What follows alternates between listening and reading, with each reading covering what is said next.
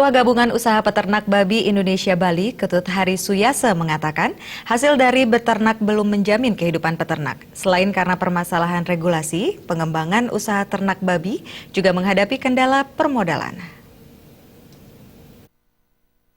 Ketua Gabungan Usaha Peternak Babi Indonesia Bali, Ketut Hari Suyase mengakui usaha ternak babi di Bali masih menghadapi kendala dalam pengembangannya. Regulasi yang memproteksi peternak terbilang masih minim.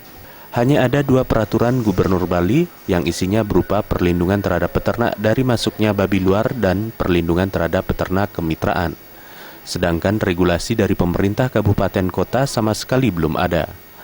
Hari Suyase juga menyampaikan usaha ternak babi sebagai usaha milik masyarakat hingga kini masih mengalami kendala berupa lemahnya permodalan. Saat harga babi anjlok, pengusaha ternak babi kerap tidak kuat menanggung biaya produksi, sehingga banyak pengusaha ternak babi yang gulung tikar. Terhadap persoalan ini, peternak sangat membutuhkan bantuan dari pemerintah berupa bantuan pinjaman lunak. Selain regulasi dan aturan, peternak babi juga mengalami kendala dalam pemasaran.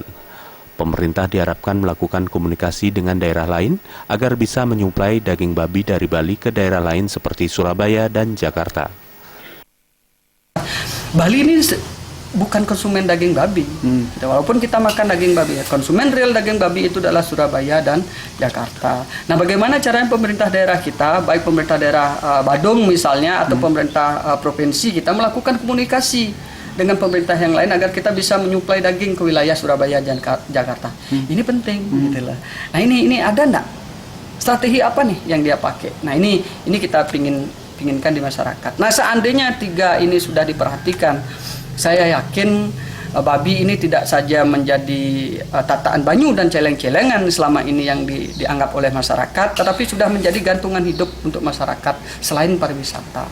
Ketut Hari Suyase yakin jika persoalan regulasi, permodalan, dan pemasaran mendapat perhatian serius, usaha ternak babi bisa menjadi tumpuan hidup bagi masyarakat selain sektor pariwisata. Suparyana dan Indra Wijaya, Bali TV.